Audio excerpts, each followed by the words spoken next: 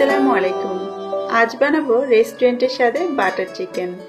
ভাত, পোলাও, লুচি, পরোটা বা নান যে কোনো কিছুর সঙ্গেই দারুণ লাগে খেতে। আপনি চাইলে খুব সহজ 3টা স্টেপ ফলো করে ঘরে বসে একদম রেস্টুরেন্টের স্বাদের এই বাটার চিকেন নিজেই তৈরি করতে পারবেন। আর এজন্য প্রথম স্টেপে আমাদেরকে চিকেনটা প্রিপেয়ার করে নিতে হবে, অর্থাৎ আমরা চিকেন টিক্কাটা বানিয়ে নিব। আর এজন্য খুব ভালো হয় যদি আপনি বোনলেস মুরগির মাংস নেন। আমি মুরগির বুকের মাংস নিয়েছি, আপনি চাইলে যে কোনো অংশের মাংসই নিতে পারেন। আর মাংসগুলোকে চাইলে কিউব করে কেটে নেওয়া যাবে, অথবা এরকম লম্বা আর কিছুটা পাতলা করে কেটে নিলেও হবে। এতে করে খুব তাড়াতাড়ি কুক হয়ে যায় এবং ভেতরে ড্রাইও হয় না। আধা চা চামচ লবণ দিয়ে দিলাম, সাথে দিচ্ছি আধা চা চামচ করে রসুন এবং আদা বাটা। 1/4 চা চামচ হলুদ দিয়ে দিচ্ছি, চাইলে আপনি এর পরিবর্তে যে কোনো ধরনের ফুড কালারও ব্যবহার করতে পারেন।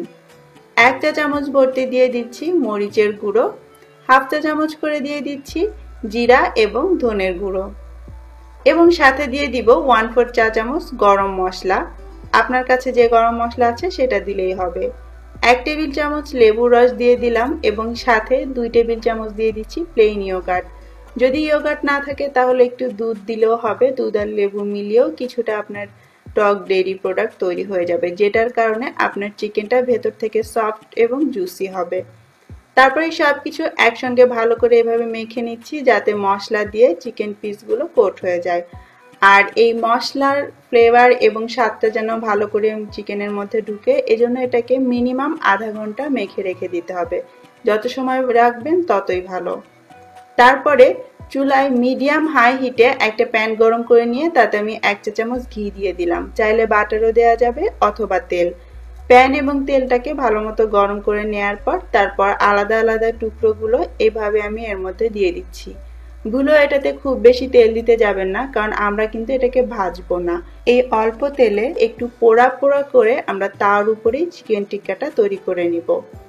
যখন দেখবেন যে পানি ছাড়তে শুরু করেছে তখন এগুলোকে উল্টে দিতে হবে এবং দুবার উল্টে এগুলোকে দুপাশে একটু পোড়া পোড়া করে নিতে হবে। চুলার আঁচটা কম রাখবেন না, তাহলে খুব বেশি পানি বের হয়ে এটা ভেতর থেকে ড্রাই করে দিবে।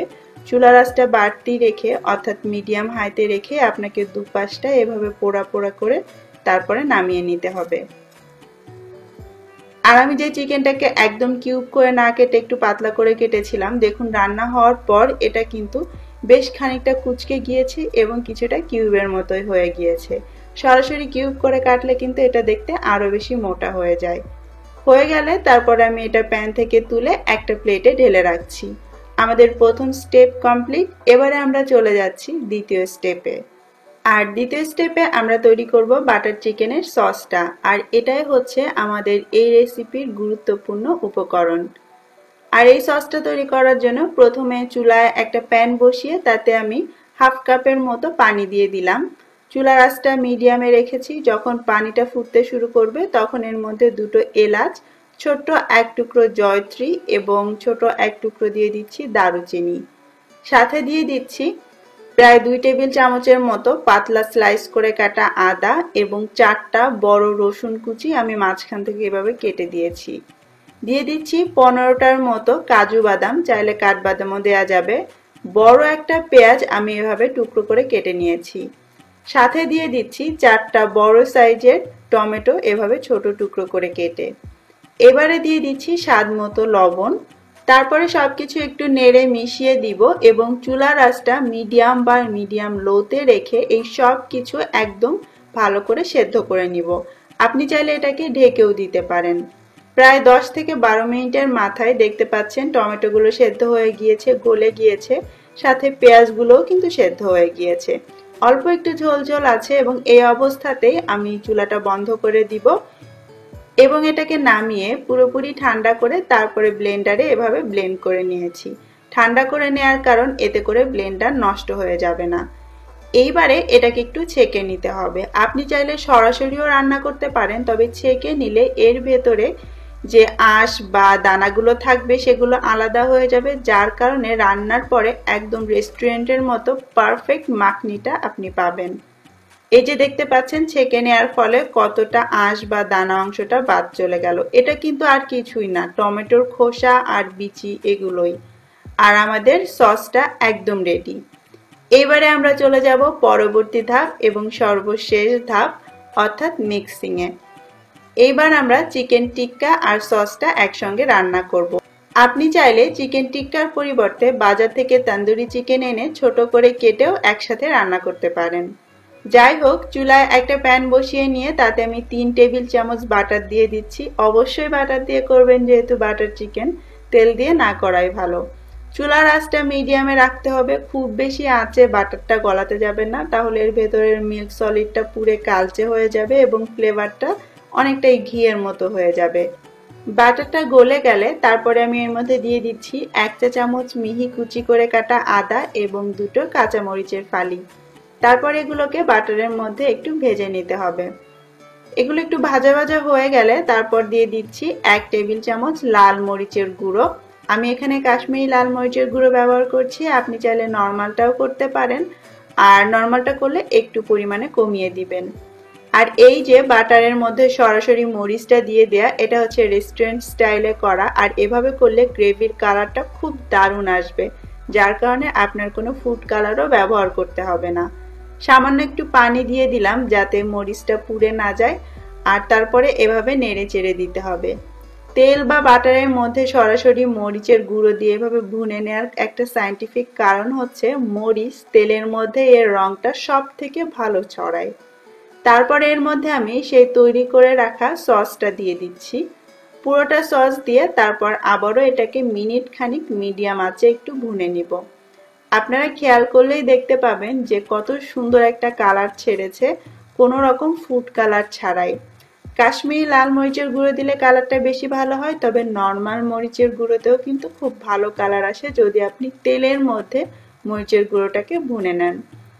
1 মিনিট ধরে একটু ভুনে নেওয়ার পর যখন একটু ফুটতে শুরু করবে তখন এর মধ্যে আমি সেই চিকেন টিক্কাগুলো দিয়ে দিচ্ছি। আমি আবারও বলছি, আপনি চাইলে কিন্তু বাজার থেকে যে চিকেন তান্দুরি কিনতে পাওয়া যায় সেগুলো কিনে এনে ছোট টুকরো করে কেটেও একইভাবে রান্না করতে পারেন। তারপর আমি এটাকে ঢেকে দিচ্ছি যাতে এই সসের ফ্লেভারটা মাংসের মধ্যে খুব ভালো করে ঢুকে যায়। মিনিট 2 এভাবে একটু ঢেকে রান্না করব। এরই মাঝে আমাদের গ্রেভিটাও কিছুটা কমে আসবে। এইবারে আমি এটাকে একটু মিশিয়ে নিব, আর আমরা ঢাকবো না। এইবারে আমরা এর মধ্যে লাস্ট ফিনিশিং হিসেবে দিয়ে দিচ্ছি ক্রিম। আপনি চাইলে ঘরে সর তুলে সেটাকে একটু দুধ দিয়ে ব্লেন্ড করে নিতে পারেন, অথবা দোকান থেকে সরাসরি ক্রিম কিনে নিলেও হবে।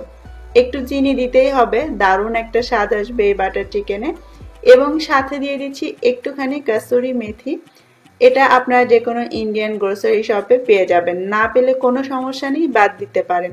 চাইলে এর পরিবর্তে ধনেপাতা দিতে পারেন, আবার কিছু না দিলেও চলবে। তবে রেস্টুরেন্টগুলোতে সাধারণত এই কাসুরি মেথিটা দেয়া হয়। সবকিছু নেড়ে একবার মিশিয়ে নিচ্ছি এবং এটাকে আবার একটু ফুটিয়ে নিব।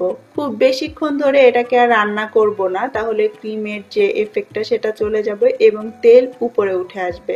আমরা তেল উপরে উঠাবো না, আমাদের এরকম ঘন গ্রেভি লাগবে। এখন আমার রান্নাটা হয়ে গিয়েছে। সব শেষে আমি এর মধ্যে একটুখানি দারুচিনির গুঁড়ো দিয়ে দিচ্ছি। যদি শুধু দারুচিনির গুঁড়ো না থাকে তাহলে আপনি নর্মাল গরম মশলাও সামান্য একটু উপর দিয়ে ছিটিয়ে দিতে পারেন। তারপর আবারও সবকিছু একসঙ্গে মিশিয়ে নিচ্ছি। আমাদের বাটার চিকেন রান্না একদম শেষ। এবারে আমি চুলাটা বন্ধ করে দিব এবং এটাকে পরিবেশন করব গরম গরম। আর আপনি চাইলে এটা ভাত, লুচি, রুটি, পরোটা বা যে কোনো কিছুর সঙ্গে সার্ভ করতে পারেন। এটা খেতে ভীষণই মজার। যেহেতু রেস্টুরেন্ট স্টাইলে রান্না, তাই পরিবেশনের জন্য আমি ইন্ডিয়ান রেস্টুরেন্টগুলোর মতো ছোট্ট একটা সার্ভিং কড়াই এটা ঢেলে নিলাম, আর ওপর দিয়ে আবারও একটু ক্রিম ফেটে এটাকে ছড়িয়ে দিচ্ছি। দেখতে অনেক সুস্বাদু লাগে, তাছাড়া খেতেও মজা। এবং ওপর দিয়ে একটু ধনেপাতা কুচি ছড়িয়ে দিচ্ছি আর একটু আকর্ষণীয় করার জন্য। ব্যাস তৈরি হয়ে গেল ভীষণ মজার রেস্টুরেন্ট স্টাইলে বাটার চিকেন। বাসায় একবার করেই দেখুন এটার স্বাদ কতটা মজার। আশা করছি আজকের রেসিপি ভালো লেগেছে। সবাই অনেক ভালো থাকবেন। আজকের মতো বিদায় নিচ্ছি। আল্লাহ হাফেজ।